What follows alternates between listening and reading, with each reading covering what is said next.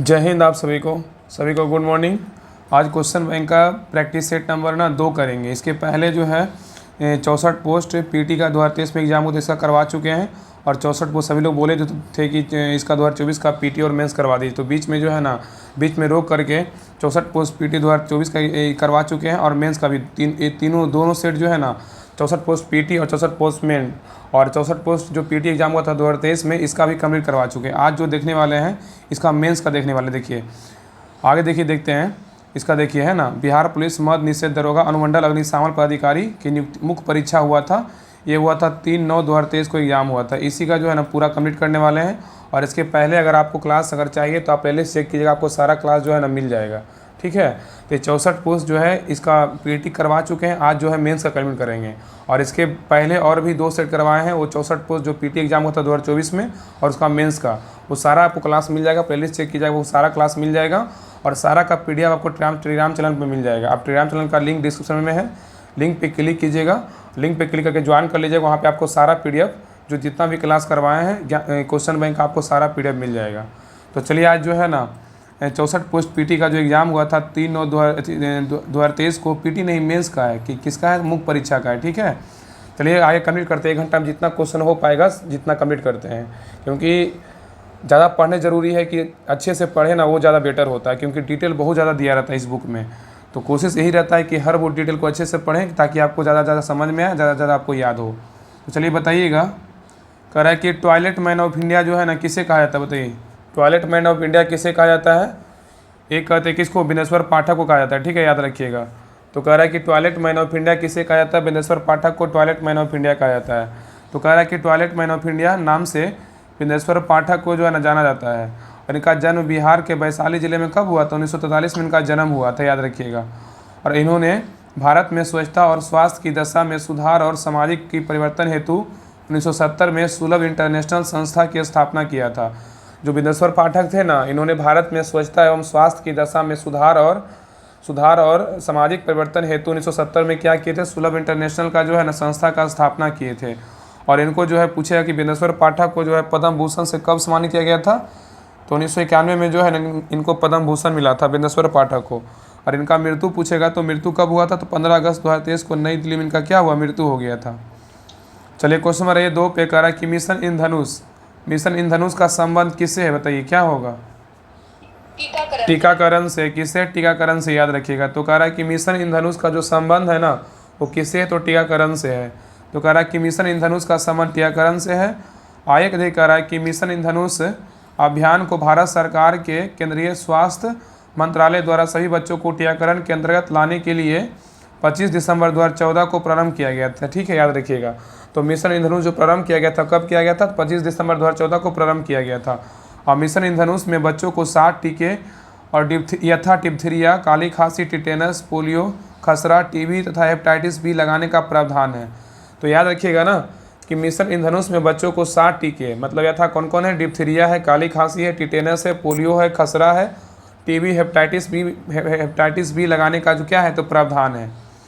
चलिए question number ये 3 पे कह रहा है कि विश्व पर्यावरण दिवस जो है कब मनाया जाता है? बताइए, विश्व पर्यावरण दिवस कब मनाते हैं? 5 जून। हाँ, तो 5 जून को जो है विश्व पर्यावरण दिवस मनाया जाता है, याद रखिएगा। तो विश्व पर्यावरण दिवस कब मनाते हैं? तो 5 जून को विश्व पर्यावरण दिवस मनाया जाता है। तो कह रहा है कि विश्व पर्यावरण दिवस 5 जून को मनाया जाता है। और विश्व पर्यावरण दिवस जो है यूएनईपी की पहल है। तो विश्व पर्यावरण दिवस जो है यूएनईपी की पहल है, और जिसका निर्णय स्टॉकहोम सम्मेलन 1972 में जो है लिया गया था। आगे कह रहा है कि पहला विश्व पर्यावरण दिवस जो है कब मनाया गया था? तो 1974 में मनाया गया था। क्वेश्चन पूछेगा कि पहला विश्व पर्यावरण दिवस कब मनाया गया? तो 1974 में मनाया गया। और संयुक्त राष्ट्र पर्यावरण कार्यक्रम यूएनईपी का गठन संयुक्त राष्ट्र महासभा की स्वीडन स्टॉकहोम में मानव पर्यावरण पर हुए कॉन्फ्रेंस के परिणाम स्वरूप 5 जून 1972 को हुआ था, याद रखिएगा।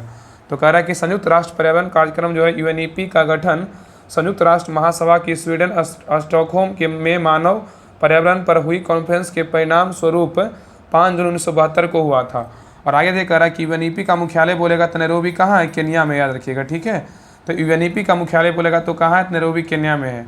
आगे कह रहा है एमिशन गैप रिपोर्ट और वैश्विक पर्यावरण आउटलुक रिपोर्ट यूएनईपी जारी करता है, याद रखिएगा। तो कह रहा है कि एमिशन गैप रिपोर्ट तथा वैश्विक पर्यावरण आउटलुक रिपोर्ट जो है यूएनईपी जारी करता है। तो क्वेश्चन पूछेगा कि एमिशन गैप रिपोर्ट और वैश्विक पर्यावरण आउटलुक रिपोर्ट कौन जारी करता है? तो यूएनईपी जारी करता है। और यूएनईपी का फुल फॉर्म क्या होता है? तो यूनाइटेड नेशनल इन्वायरमेंट प्रोग्राम होता है। चलिए क्वेश्चन नंबर ये 4 पे कह रहा है कि प्रथम पृथ्वी सम्मेलन जो है ना कहाँ आयोजित किया गया था? बताइए क्या होगा? ये हुआ था रियो डी जेनेरियो में हुआ था। तो याद रखिएगा कि कह रहा है कि प्रथम पृथ्वी सम्मेलन कहाँ आयोजित किया गया था? तो रियो डी जेनेरियो में किया गया था। तो कह रहा है कि प्रथम पृथ्वी सम्मेलन रियो डी जेनेरियो में आयोजित किया गया था। और वर्ष 1992 में ब्राज़ील में रियो डी जेनेरियो शहर में पर्यावरण संरक्षण तथा सामाजिक आर्थिक विकास से जुड़ी तत्कालीन समस्याओं का समाधान खोजने के उद्देश्य से पृथ्वी शिखर सम्मेलन जो है आयोजित किया गया था। तो कह रहा है कि वर्ष 1992 में ब्राज़ील के रियो डी जेनेरियो शहर में पर्यावरण संरक्षण तथा सामाजिक आर्थिक विकास से जुड़ी तत्कालीन समस्याओं का समाधान खोजने के उद्देश्य से पृथ्वी शिखर सम्मेलन क्या हुआ था? आयोजित किया गया था। आगे कह रहा है कि इस सम्मेलन में सतत विकास हेतु वैश्विक कार्य योजना एजेंडा 21 को अपनाया गया था। याद रखिएगा। आगे कह रहा है कि रियो +20 जोहान्सबर्ग सम्मेलन वर्ष 2002 में दक्षिण अफ्रीका के जोहान्सबर्ग में आयोजित किया गया था। तो याद रखिएगा कि रियो +10 था ना, वो जोहान्सबर्ग सम्मेलन जो इसको बोलते हैं, ये 2002 में जो है दक्षिण अफ्रीका के जोहान्सबर्ग में आयोजित किया गया था। और इसे जो है ना पृथ्वी सम्मेलन 2002 के नाम से भी जानते हैं। और आगे कह रहा है कि रियो +20 सम्मेलन 2012 में ब्राज़ील के रियो डी जेनेरियो में आयोजित किया गया था। तो क्वेश्चन पूछेगा कि रियो +20 जो सम्मेलन हुआ था वो कब और कहाँ हुआ था? तो रियो +20 जो सम्मेलन हुआ था 2012 में कहाँ हुआ था? ये हुआ था रियो डी जेनेरियो ब्राज़ील में हुआ था। ठीक है। और इस सम्मेलन में हरित अर्थव्यवस्था पर कार्यवाही के लिए भागीदारी पेज की स्थापना की गई थी। आगे कह रहा है क्योटो प्रोटोकॉल जो कब हुआ था? 1997 में हुआ था। कहाँ हुआ था? जापान में हुआ था। और कार्बन उत्सर्जन में कटौती से संबंधित है। तो क्योटो प्रोटोकॉल जो हुआ था 1997 में हुआ था और ये जापान में हुआ था। और क्योटो प्रोटोकॉल जो है किससे संबंधित है? तो कार्बन उत्सर्जन में कटौती से संबंधित है। चलिए क्वेश्चन नंबर आइए 5 पर कह रहा है कि 2026 में फीफा विश्व कप आयोजित किया जाएगा। कहाँ किया जाएगा? बताइए। ये क्या जाएगा? यूएसए, कनाडा और मैक्सिको में। हाँ, तो कह रहा है कि 2026 में फीफा विश्व कप कहाँ आयोजित किया जाएगा? तो यूएसए में किया जाएगा, कनाडा में किया जाएगा, मैक्सिको में किया जाएगा और फ्रांस इंग्लैंड में सॉरी यही है, तीन जगह है ना। तो कह रहा है कि 2026 में फीफा विश्व कप कहाँ आयोजित किया जाएगा? तो यूएसए, कनाडा, मैक्सिको में किया जाएगा। याद रखिएगा। तो 2026 में फीफा विश्व कप जो है ना, 2026 में फीफा जो विश्व कप होगा वो यूएसए, कनाडा और कहाँ होगा? मैक्सिको में होगा। ठीक है, याद रखिएगा। चलिए क्वेश्चन नंबर 6 पे कह रहा है कि मस्तिष्क का सबसे बड़ा भाग जो होता है ना कौन होता है? बताइए। तो मस्तिष्क का जो सबसे बड़ा भाग होता है क्या होता है? सेरिबरम होता है। क्या होता है? सेरिबरम होता है। तो मस्तिष्क का सबसे बड़ा भाग क्या होता है? सेरिबरम होता है। आगे कह रहा है कि मस्तिष्क का सबसे बड़ा भाग सेरिबरम होता है, जिसको प्रमस्तिष्क कह सकते हैं। और मानव मस्तिष्क के 3 प्रमुख जो है ना भाग में विभाजित किया गया है। पहला अग्र मस्तिष्क, दूसरा मध्य मस्तिष्क, तीसरा पश्च मस्तिष्क है। ठीक है। तो पहला कह रहा अग्र मस्तिष्क किसे कहते हैं? तो यह 2 भागों में बटा होता है। जो अग्र मस्तिष्क होता है वो 2 भागों में बटा होता है। तो पहला क्या है? तो प्रमस्तिष्क है, जिसको ना सेरेब्रम बोलेंगे। ठीक है। तो कह रहा है प्रमस्तिष्क के बारे में कह रहा है कि यह मस्तिष्क सबसे बड़ा भाग होता है। जो प्रमस्तिष्क होता है यह मस्तिष्क का सबसे बड़ा भाग होता है और यह संपूर्ण मस्तिष्क का लगभग 2/3 हिस्सा होता है। अब मानव में किसी बात को सोचने समझने की शक्ति, स्मरण शक्ति, घृणा, प्रेम, भय के अनुभव जैसे क्रियाओं का नियंत्रण और समन्वय जैसे प्रमस्तिष्क द्वारा होता है। तो क्वेश्चन पूछेगा कि मानव में किसी बात को सोचने समझने की शक्ति, स्मरण शक्ति, घृणा, प्रेम, भय के अनुभव जैसी क्रियाओं का जो नियंत्रण होता है किसमें होता है? तो प्रमस्तिष्क में होता है। अगर ऐसे इंग्लिश में बोलेगा तो सेरेब्रम में होता है। कहीं कहीं ना ज़्यादा करके सेरेब्रम देता है, तो सेरेब्रम में होता है। और आगे कह रहा है यह मस्तिष्क के अन्य भागों के कार्यों पर नियंत्रण रखता है। ठीक है। आगे कह रहा है कि डाई से फेनॉल ये क्या कर रहा है कि यह अग्र मस्तिष्क का एक भाग होता है और यह अधिक या कम ताप के आभास या दर्द व रोने जैसी क्रियाओं का क्या करता है? नियंत्रण करता है। चलिए आगे देखिए। कह रहा है कि मध्य मस्तिष्क क्या होता है? यह 2 भागों में क्या होता है? बटा होता है। और कह रहा है नेक्स्ट देखिए, कह रहा है कार्पोरा क्वाड्रिजेमिना ये कह रहा है ये दृष्टि एवं श्रवण शक्ति पर नियंत्रण का कार्य करता है। नेक्स्ट है सेरिब्रल और पेंडिकल। सेरिब्रल पेंडिकल क्या होता है? तो कह रहा है ये तंतुओं का बंडल होता है। सेरिब्रल पेंडिकल क्या होता है? यह तंतुओं का बंडल होता है जो सेरिब्रल कॉर्टेक्स को मस्तिष्क के अन्य भागों तथा मेरुरज्जु से क्या करता है? जोड़ता है। और आगे कह रहा है कि मेडुला ऑब्लिगेंटा का पिछला भाग मेरुरज्जु बनाता है। ठीक है। मेडुला ऑब्लिगेंटा का जो पिछला भाग होता है मेरुरज्जु बनाता है और मेरुरज्जु का अंतिम सिरा एक पतले सूत्र के रूप में होता है और मेरुरज्जु के चारों ओर ड्यूरोमेंटर ऑक्सीनाइड और पायमेंटर का बना आवरण होता है। चलिए आगे देखिए,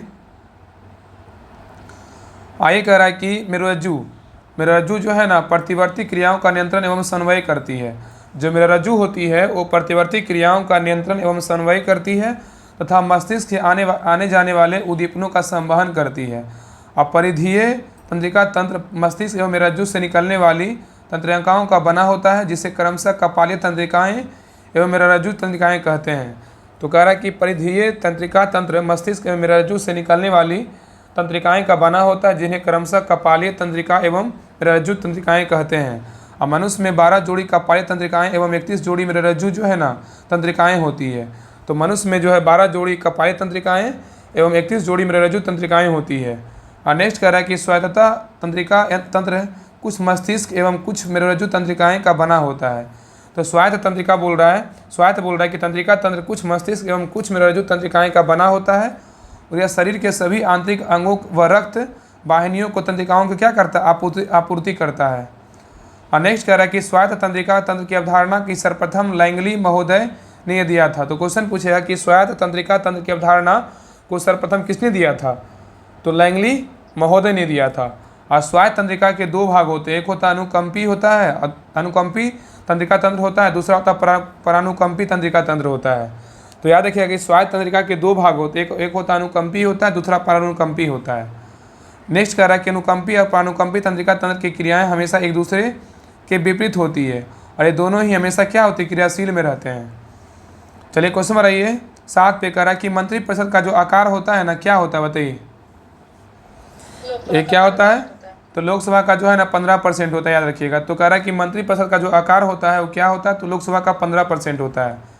तो मंत्रिपरिषद का आकार लोकसभा का 15% होता है। यह प्रावधान 91वां संविधान संशोधन तो कह रहा है ना कि यह प्रावधान 91वां संविधान संशोधन अधिनियम 2003 के में किया गया था। आगे कह रहा है इसमें कहा गया है कि केंद्रीय मंत्रिपरिषद में प्रधानमंत्री समेत मंत्रियों की अधिकतम संख्या लोकसभा की कुल सदस्य संख्या कितना % होगा? तो 15% से जो है ना अधिक नहीं होगी। तो याद रखिए कि यह जो प्रावधान है ना 91वें संविधान संशोधन 2003 में यह कहा गया है ना कि केंद्रीय मंत्रिपरिषद प्रधानमंत्री समेत मंत्रियों की अधिकतम संख्या लोकसभा की कुल सदस्य संख्या का 15% से जो है ना अधिक नहीं होगी। आगे कह रहा है कि राज्यों में मुख्यमंत्री समेत मंत्रियों की अधिकतम संख्या विधानसभा की कुल सदस्य संख्या के 15% से अधिक नहीं होगी। तो कह रहा है कि राज्यों में मुख्यमंत्री समेत मंत्रियों की अधिकतम संख्या विधानसभा की कुल सदस्य संख्या के 15% से अधिक नहीं होगी, किंतु राज्यों में मुख्यमंत्री समेत मंत्रियों की न्यूनतम संख्या बोलेगा तो 12 से जो है ना कम नहीं होगी। और दिल्ली विधानसभा में कितना है? तो 10% है। दिल्ली में जितना लोकसभा का सीट है ना उसका 10% है, ठीक है, विधानसभा का सीट, ठीक है, याद रखिएगा। चलिए आगे देखिए, कह रहा है कि क्वेश्चन नंबर 8 पे आइए, दिल्ली में विधानसभा का सीट कितना है? तो 70 है, ठीक है। चलिए आगे देखिए, कह रहा है कि DRDO द्वारा विकसित लक्ष्य क्या है बताइए? चालक रहित विमान है। क्या है? चालक रहित विमान है। तो कह रहा है कि DRDO द्वारा विकसित लक्ष्य क्या है? तो चालक रहित विमान है। तो कह रहा है कि DRDO द्वारा विकसित लक्ष्य जो है ना चालक रहित विमान है। आगे कह रहा है कि लक्ष्य जो है ना लक्ष्य गैस टरबाइन इंजन द्वारा संचालित एक लागत प्रभावी पुनः उपयोग करने योग्य जो है ना उच्च सबसोनिक हवाई प्रणाली है और इसे DRDO के वैमानिकी।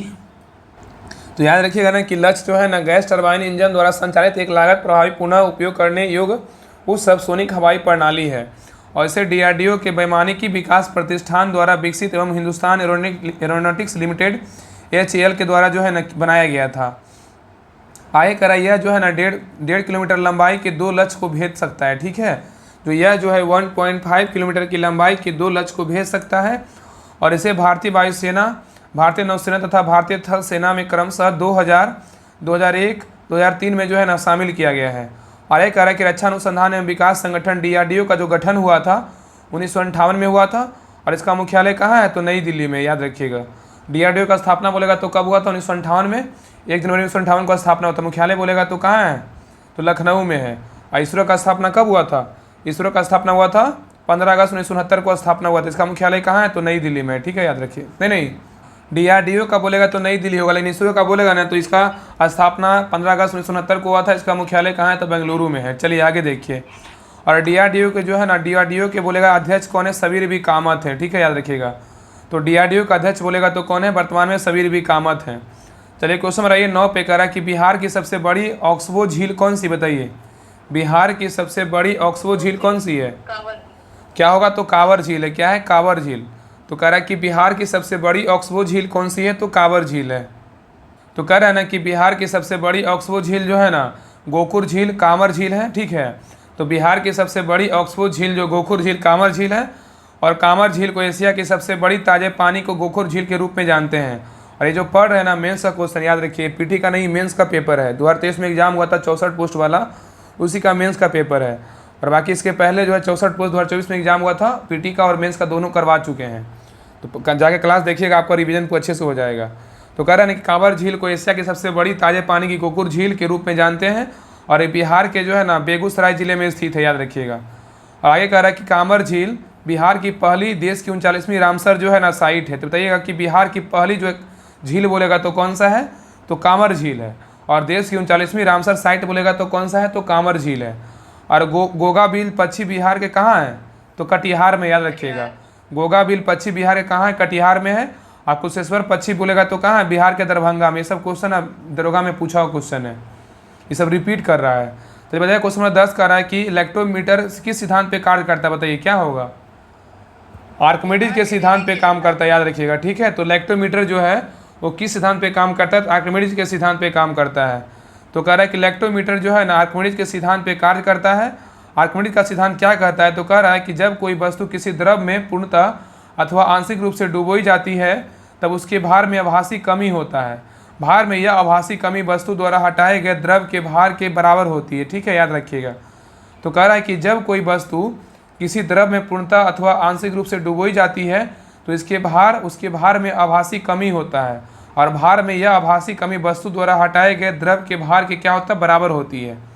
आगे कह रहा है आर्किमिडीज के सिद्धांतों के बहुत से अनुप्रयोग हैं, यह जलयानों तथा पनडुब्बियों के डिजाइन बनाने में काम आता है, ठीक है। चलिए आगे ये कह रहा है कि दुग्धमापी जो दूध के किसी नमूने की शुद्धता की जांच करने में होता है, ठीक है। दुग्धमापी का जो प्रयोग करते हैं जो दूध के किसी नमूने की शुद्धता की जांच करने में किया जाता है। और हाइड्रोमीटर जो है ना आर्किमिडीज के सिद्धांत पे आधारित है। और अच्छा पेटी मतलब लाइव बेल्ट पनडुब्बी की भी आर्किमिडीज के सिद्धांत पे काम करता है। चलिए क्वेश्चन नंबर 11 पे कह रहा है कि निम्नलिखित में से किस राज्य से होकर कर्क रेखा जो है ना गुजरती है, बताइए क्या होगा। मध्य प्रदेश। मध्य प्रदेश। तो मध्य प्रदेश से जो है ना कर्क रेखा गुजरती है, याद रखिएगा। तो कह रहा है कर्क रेखा जो है ना मध्य प्रदेश से होकर गुजरती है। आगे कह रहा है भूमध्य रेखा मतलब विषुवत रेखा उत्तर में 23.5 डिग्री जो है ना अक्षांश को कर्क रेखा कहते हैं, ठीक है।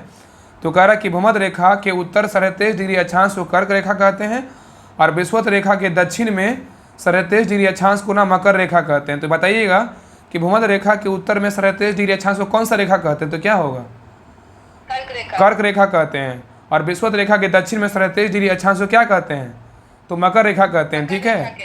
आगे कह रहा है कि कर्क रेखा भारत के 8 राज्यों से गुजरता है। कौन कौन राज्य है, तो गुजरात है, राजस्थान है, मध्य प्रदेश, छत्तीसगढ़, झारखंड, पश्चिम बंगाल, त्रिपुरा, मिजोरम। हाँ। तो याद रखिए कर्क रेखा जो है ना टोटल 8 राज्य से गुजरता है। कौन कौन राज्य है, तो गुजरात है, राजस्थान है, मध्य प्रदेश है, छत्तीसगढ़ है, झारखंड है, पश्चिम बंगाल है, त्रिपुरा और मिजोरम है, ठीक है, याद रखिएगा।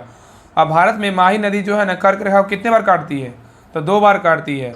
तो क्वेश्चन पूछेगा ना कर्क रेखा जो भारत में कौन सी ऐसी नदी है जो कर्क रेखा को 2 बार काटती है, तो कौन सी नदी होगा, तो माही नदी होगा। क्या होगा, माही नदी, ठीक है, याद रखिएगा। चलिए क्वेश्चन नंबर 12 पे कह रहा है कि बूढ़ी गंडक किसकी सहायक नदी है, बताइए क्या होगा, गंगा का। किसका है, गंगा की सहायक नदी है। तो कह रहा है बूढ़ी गंडक जो है ना किसकी सहायक नदी है, तो गंगा की सहायक नदी है। तो बूढ़ी गंडक जो है गंगा की सहायक नदी है। और बूढ़ी गंगा सोमेश्वर श्रेणी से पश्चिम भाग में निकलकर पश्चिमी चंपारण, पूर्वी चंपारण, मुजफ्फरपुर, समस्तीपुर, बेगूसराय, खगड़िया जिलों में बहते हुए अंत में मुंगेर जिले में गंगा नदी में क्या होती है, मिल जाती है। तो कह रहा है कि बूढ़ी गंडक जो है ना गंगा नदी की सहायक नदी है। और बूढ़ी गंडक सोमेश्वर श्रेणी के पश्चिमी भाग से निकलकर पश्चिमी चंपारण, पूर्वी चंपारण, मुजफ्फरपुर, समस्तीपुर, बेगूसराय, खगड़िया जिले में बहते हुए अंत में मुंगेर जिले में गंगा नदी में क्या होती है, मिल जाती है। इसकी सहायक नदियाँ बोलेगा तो जो है ना मसान है, बालोर है, तिरू है, धनौती है आदि जो है ना ये सब सहायक नदियाँ हैं। आगे कह रहा है गंगा की प्रमुख सहायक नदियाँ कौन कौन है, तो उत्तर दिशा में बोलेगा तो बाएं किनारे से कौन कौन है, तो उत्तर दिशा में रामगंगा है, गोमती है, बताइए कौन कौन है, बताइए। रामगंगा, गोमती, घाघरा, गंडक, बूढ़ी गंडक, कोसी, महानंदा आदि। हाँ, तो याद रखिए ना गंगा की प्रमुख सहायक नदियाँ बोलेगा तो उत्तर दिशा में बाएं किनारे से कौन कौन है, तो रामगंगा है, गोमती है, घाघरा है, गंडक है, बूढ़ी गंडक है, कोसी है, महानंदा इत्यादि है। ठीक है। और दक्षिण दिशा से दाएं किनारे बोलेगा तो क्या होगा बताइए? 10 से दक्षिण, 10 से दाएं बताइए। यमुना, टॉन्स, यमुना, कर्नाशा, सोन, पुनपुन, क्यूल। हाँ, तो क्या क्या होगा? टोन्स होगा, यमुना होगा, कर्मनाशा होगा, सोन होगा, पुनपुन होगा, क्यूल होगा। ठीक है। चलिए क्वेश्चन नंबर 13 पे करा कि नर्मदा नदी कहाँ से निकलती बताइए? नदी से 2-3 क्वेश्चन पूछ दिया है, बताइए। ये अमरकंटक से निकलती है। अमरकंटक से निकलती है। ठीक है। तो कह रहा है कि नर्मदा नदी कहाँ से निकलती है? अमरकंटक से निकलती है। तो कह रहा है कि नर्मदा नदी जो है ना अमरकंटक से निकलती है। अब मध्य प्रदेश में अमरकंटक की पहाड़ी से निकलने के पश्चात यह उत्तर में विंध्य पर्वत तथा दक्षिण में सतपुड़ा पर्वत के मध्य भ्रंश घाटी से होकर बहते हुए अरब सागर की खंभात खाड़ी में जो है ना गिरती है। तो कह रहा है कि मध्य प्रदेश में अमरकंटक की पहाड़ी से निकलने के पश्चात यह उत्तर में विंध्यन पर्वत तथा दक्षिण में सतपुड़ा पर्वत के मध्य भ्रंश घाटी से होकर बहते हुए अरब सागर की खंभात खाड़ी में गिरती है। और नर्मदा नदी की लंबाई पूछेगा तो कितना है बताइए? लगभग में बताइए कितना है? 1312 किलोमीटर। नर्मदा नदी की लंबाई लगभग में बोलेगा 1312 किलोमीटर है। और यह जबलपुर के पास भेड़ा घाट की संगमरमर शैलों को काटकर धुआंधार जलप्रपात का निर्माण करती है। आगे कह रहा है कि ओरसांग नर्मदा में दाएं तट से मिलने वाली एक प्रमुख नदी है। ओरसांग जो है ना वो नर्मदा में दाएं तट से मिलने वाली एक प्रमुख नदी है। और नर्मदा नदी अपने मुहाने पर ऐश्वरी मतलब ज्वार नदमुख बनाती है।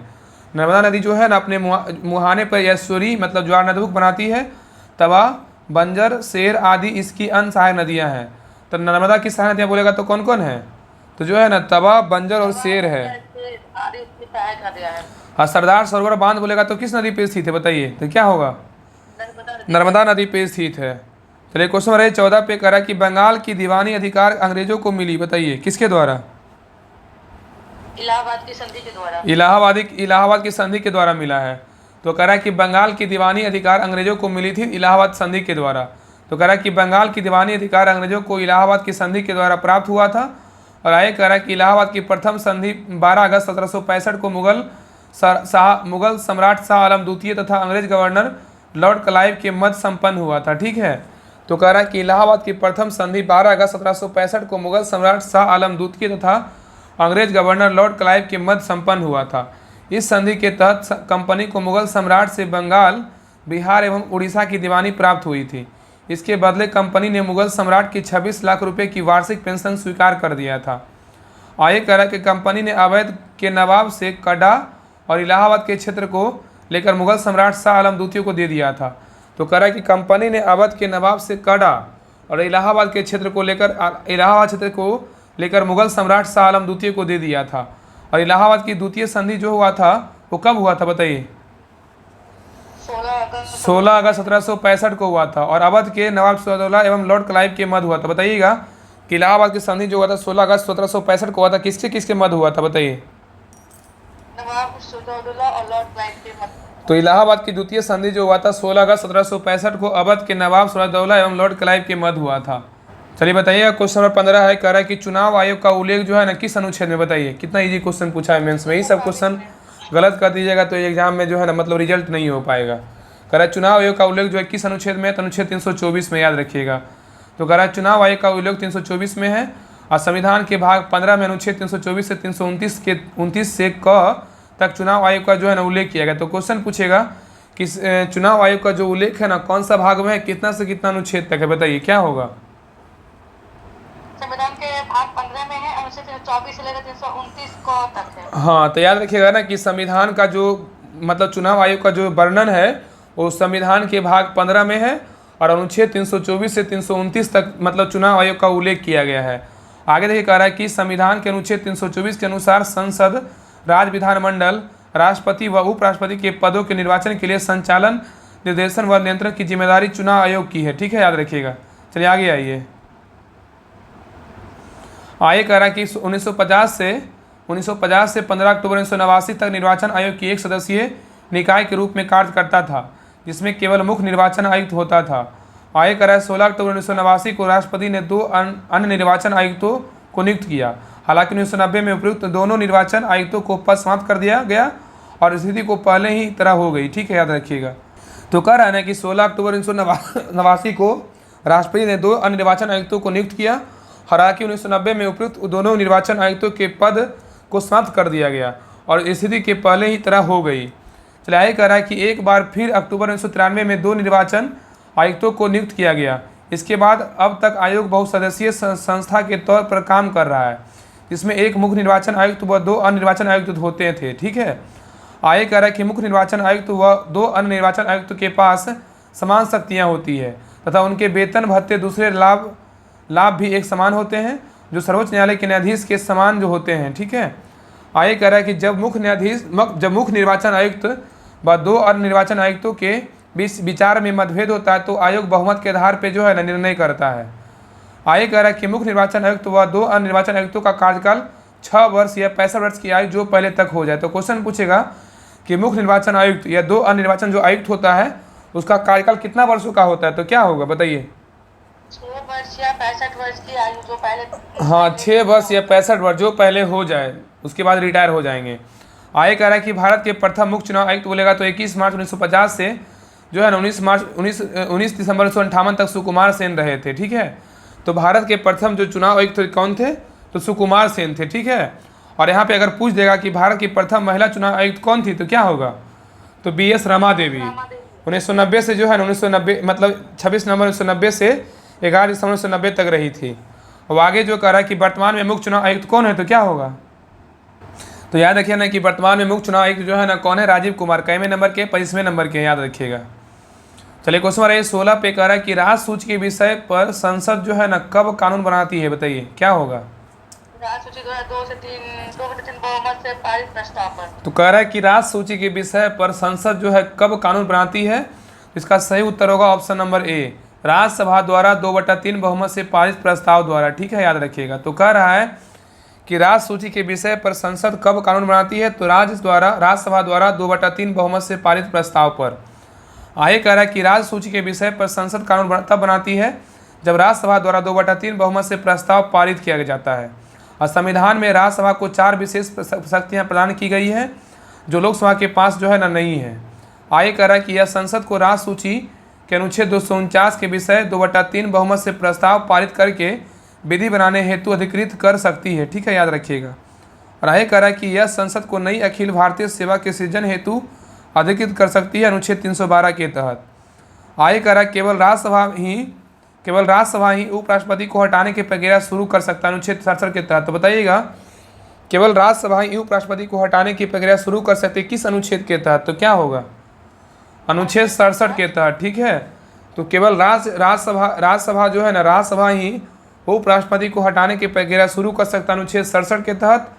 और आगे कह रहा है यदि राष्ट्रपति द्वारा आपातकाल की घोषणा ऐसे समय में की जाती है जब लोकसभा भंग की जा चुकी है अथवा लोकसभा का विघटन हो गया हो, तब आपातकाल की घोषणा अकेले राज्यसभा के अनुमोदन पर प्रभावी होगी अनुच्छेद 352, 356 तथा 360 के तहत। ठीक है, आगे कह रहा है कि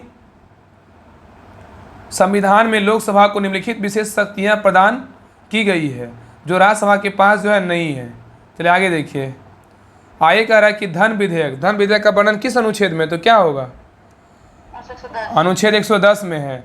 तो कह रहा है कि धन विधेयक को प्रथम बार सिर्फ लोकसभा में पेश किया जाता है, राज्यसभा में नहीं। तो धन विधेयक जो होता है केवल लोकसभा में पेश करते हैं, राज्यसभा में नहीं पेश करते हैं। और राज्यसभा जो है धन विधेयक को अस्वीकृत तथा संशोधित नहीं कर सकती है, उसे इस विधेयक को सिफारिश या बिना सिफारिश के 14 दिन के भीतर लोकसभा को लौटाना अनिवार्य होता है।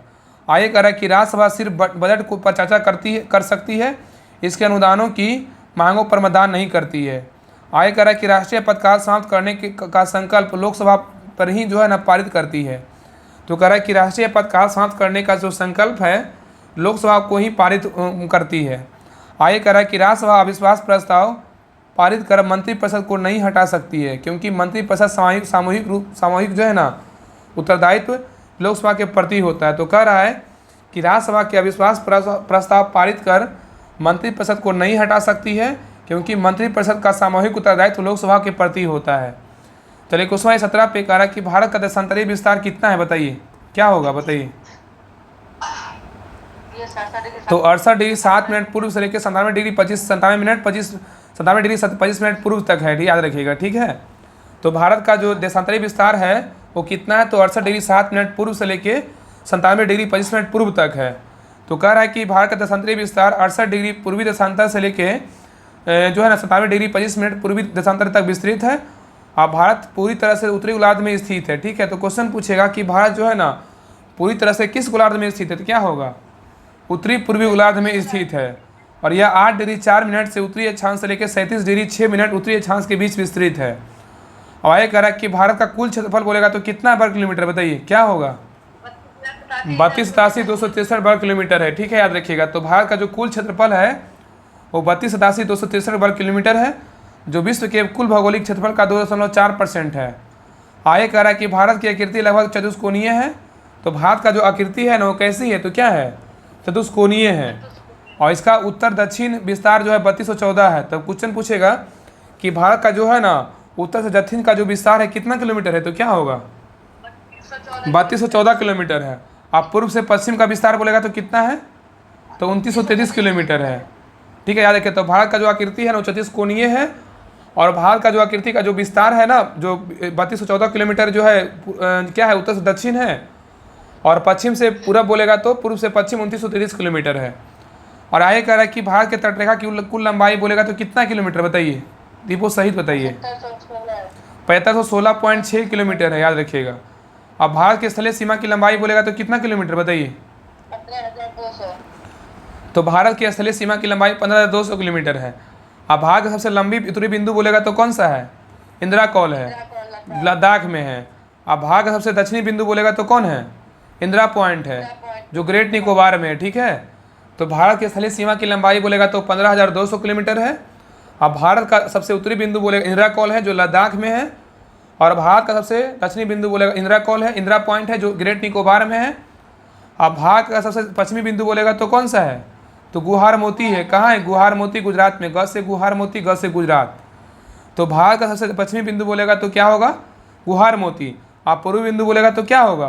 किबूथी है, जो अरुणाचल प्रदेश में स्थित है। चारों जो याद रखिएगा। ठीक है, अगर पूर्वी बिंदु बोलेगा तो कौन होगा? किबूथी। ठीक है, जो अरुणाचल प्रदेश में स्थित है। और पश्चिमी बिंदु बोलेगा तो क्या होगा? गुहार मोती, जो गुजरात में है। और उत्तरी बिंदु बोलेगा तो क्या होगा? इंदिरा कौल, जो लद्दाख में है। और दक्षिणी बिंदु बोलेगा तो क्या होगा? इंदिरा पॉइंट, जो ग्रेट निकोबार में है। चलिए क्वेश्चन नंबर 18 पे करा कि पर्यावरणीय किरणों से रक्षा करने वाली परत है, बताइए क्या है? स्ट्रेटोस्फियर है। क्या है? स्ट्रेटोस्फियर है, जिसको ना समताप मंडल हिंदी में बोलते हैं। कहीं कहीं इंग्लिश में मिलेगा और कहीं कहीं हिंदी में मिलेगा। तो कह रहा कि पर्यावरणीय किरणों से रक्षा करने वाली जो परत होती है वो कौन सा होता है? समताप मंडल, जिसको इंग्लिश में क्या कहेंगे? स्ट्रेटोस्फियर कहेंगे। तो कह रहा कि स्ट्रेटोस्फियर जो समताप मंडल पर्यावरणीय किरणों को रक्षा करने वाली परत है। आगे कह रहा कि वायुमंडल की संरचना कह रहा कि तापीय विशेषता के आधार पर वर्गीकरण किया गया है। आगे कह रहा कि क्षोभ मंडल, जिसको इंग्लिश में क्या कहेंगे? ट्रोपोस्फियर कहेंगे। क्षोभ मंडल को इंग्लिश में क्या कहेंगे? ट्रोपोस्फियर कहेंगे। आगे कह रहा है कि वायुमंडल की सबसे निचली परत बोलेगा तो संवहन मंडल, परिवर्तन मंडल अथवा क्षोभ मंडल कहा जाता है। ठीक है, तो बताइएगा कि वायुमंडल की सबसे निचली परत जो होता है ना कौन सा होता है, बताइए। संभार मंडल, परिवर्तन मंडल अथवा क्षोभ मंडल, वही होता है। ठीक है, संवहन मंडल, परिवर्तन मंडल अथवा क्षोभ मंडल बोल सकते हैं। ठीक है, और इसकी औसत ऊंचाई लगभग कितना किलोमीटर होता है? क्षोभ मंडल का बोलेगा तो 13 किलोमीटर होता है। वह यह ध्रुवों से जो है निकट 8 किलोमीटर तथा विषुवत से 18 किलोमीटर की ऊंचाई पर विस्तृत होता है। तो क्षोभ मंडल जो होता है ना इसकी औसत ऊंचाई बोलेगा 13 किलोमीटर होता है। यह ध्रुवों के निकट 8 किलोमीटर तथा विषुवत वृत्त पर 18 किलोमीटर ऊंचाई पर विस्तृत होता है। और क्षोभ मंडल में मौसम संबंधी सभी घटनाएं या बाष्पीकरण, संघनन, वर्षा, वर्षण, कोहरा, बादल, तड़ित झंझा, चक्रवात आदि घटित होती है। तो क्वेश्चन पूछेगा ना कि मौसम संबंधी घटनाएं बाष्पीकरण, संघनन, वर्षण, कोहरा, बादल, तड़ित झंझावट, चक्रवात आदि का जो घटना होता है वो किस मंडल में होता है? तो क्या होगा? क्षोभ मंडल में होता है। किसमें होता है? क्षोभ मंडल में, याद रखिएगा। आगे का देखिए करा है कि इसमें जो है ना क्षोभ मंडल के बारे में बोल रहा है। इसमें प्रति 165 मीटर की ऊंचाई पे वायुमंडल का तापमान 1 डिग्री सेल्सियस की दर घटता है। ठीक है, और क्षोभ मंडल जो है ना समताप मंडल से ट्रोपोस्फीयर द्वारा क्या करता है? अलग करता है। तो क्षोभ मंडल होता है वो समताप मंडल से ट्रोपोपॉज द्वारा क्या करता है? अलग होता है। आगे देखिए दिया हुआ फिगर में किलोमीटर दिया हुआ है। और देखिए अगर क्षोभ मंडल का बात बोले तो 18 किलोमीटर होता है। इसको दोनों के बीच जो है समताप मंडल क्षोभ मंडल के बीच ट्रोपोपॉज होता है। ठीक है, याद रखिएगा। क्षोभ मंडल और समताप मंडल के बीच ट्रोपोपॉज होता है। और समताप मंडल की जो ऊंचाई होती है 50 किलोमीटर होती है। अब मध्य मंडल समताप मंडल के बीच जो है ना स्ट्रेटोपोज होता है। कि क्या होता है? स्ट्रेटोपोज होता है। और मध्य मंडल का जो ऊंचाई होता है जमीन से 80 किलोमीटर तक होता है। और मध्य मंडल और आयन मंडल के बीच जो है ना मोसोपोज होता है। क्या होता है? मोसोपोज। और आयन मंडल का जो ऊंचाई होता है 400 किलोमीटर होता है, और इसके ऊपर क्या है तो बहिर्मंडल है। ठीक है, तो क्षोभ मंडल, समताप मंडल, मध्य मंडल, आयन मंडल और क्या है तो बहिर्मंडल है। ठीक है, तो बताइए नीचे से ऊपर क्रम बताइए कौन कौन है, बताइए। क्षोभ मंडल, समताप मंडल, मध्य मंडल, आयन मंडल। हाँ, क्षोभ मंडल, समताप मंडल, मध्य मंडल, आयन मंडल और क्या है तो बहिर्मंडल है। चलिए आगे देखिए, कह रहा है समताप मंडल के बारे में कह रहा है स्ट्रेटोस्फीयर। कह रहा है धरातल से उसकी ऊंचाई जो है ना 50 किलोमीटर है। ठीक है, धरातल से जिसकी ऊंचाई बोलेगा तो 50 किलोमीटर है, और इस मंडल में किसी भी प्रकार की मौसमी परिघटनाएं घटित होती है। इन्हीं दशाओं के कारण वायुमंडल उड़ाने के लिए उच्चतम जो है ना मंडल की निचली सीमा आदर्श मानी जाती है। आगे कह रहा है कि समताप मंडल में ओजोन परत स्थित होता है जो 15 से 35 किलोमीटर तक विस्तृत है। इस ओजोन परत द्वारा सौरिक पराबैंगनी विकिरण तरंगों का अवशोषण होता है। आगे कह रहा है कि समताप मंडल जो है ना मंद मंडल से स्ट्रेटोपोज द्वारा क्या होता है अलग होता है। देखिए ऊपर पढ़े थे ना हम लोग ना कि समताप मंडल जो होता है मध्य मंडल से स्ट्रेटोपोज द्वारा क्या होता है अलग होता है। आगे कह रहा है कि मध्य मंडल को इंग्लिश में क्या बोलते हैं? मेजोस्फीयर बोलते हैं। क्या कहते हैं? मेजोस्फीयर बोलते हैं। ठीक है, मेजोस्फीयर। और मध्य मंडल का विस्तार सागर से 50 से 80 किलोमीटर की ऊंचाई के मध्य होता है। ठीक है, याद रखिएगा। तो कह रहा है ना कि मध्य मंडल का जो विस्तार है ना वो 50 से 80 किलोमीटर की ऊंचाई के मध्य होता है, और मध्य मंडल और आयन मंडल से जो है ना किसके द्वारा अलग होता है तो मेसोपोज के द्वारा क्या होता है अलग होता है। तो क्वेश्चन पूछेगा कि मध्य मंडल और आयन मंडल को कौन अलग करता है, तो क्या कौन अलग, बताइए क्या होगा?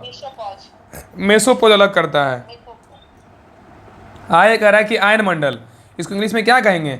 आयनोस्फीयर बोलेंगे। ठीक है, आयन मंडल को इंग्लिश में आयनोस्फीयर बोलेंगे, और आयन मंडल का जो विस्तार होता है 80 से 400 किलोमीटर के मध्य होता है। बताइएगा कि आयन मंडल का जो विस्तार होता है ना ये कितना से कितना किलोमीटर के मध्य होता है, बताइए। 80 से 400 किलोमीटर के मध्य होता है। हाँ, तो आयन मंडल का जो विस्तार होता है ना वो 80 से 400 किलोमीटर के मध्य होता है। कुछ स्रोतों में इसका विस्तार 640 किलोमीटर के तक माना जाता है। और आगे कह रहा है कि आयन मंडल में आयनों अर्थात विद्युत अवशोषित कणों की प्रधानता है, इसलिए आयन मंडल रेडियो तरंगों की पृथ्वी पर परावर्तित करके संचार व्यवस्था को संभव बनाता है। आगे कह रहा है कि बहिर्मंडल, कह रहा है कि बहिर्मंडल के बारे में बोल रहा है, इसको इंग्लिश में क्या कहेंगे? एक्सोस्फीयर बोलेंगे। क्या कहेंगे? एक्सोस्फीयर कहेंगे। और यह जो है ना मंडल वायुमंडल की सबसे ऊपरी संस्तर होता है। ठीक है, जो बहिर्मंडल होता है ना ये वायुमंडल का सबसे ऊपरी परत होता है, और यह मंडल के ऊपर में शुरू होकर सुदूर अंतरिक्ष में विलीन हो जाता है। आगे कह रहा है नोट में ऑरोरा ऑस्ट्रेलिस तथा ऑरोरा बोरियोलिस जैसी परिघटनाएं आयन मंडल में घटित होती है। तो क्वेश्चन पूछेगा कि ऑरोरा ऑस्ट्रेलिस तथा ऑरोरा बोरियोलिस जैसी परिघटनाएं जो है ना किसमें घटित होता है, तो क्या होगा? आयन मंडल में। हाँ, तो आयन मंडल में घटित होती है, जो एक प्रकार का जो है ना सौरिक तूफान निष्कासित इलेक्ट्रॉनिक तरंग है। चलिए क्वेश्चन आइए 19 पे कह रहा है सीता माता की जयंती कब मनाई जाती थी, मनाई जाती है, बताइए क्या होगा?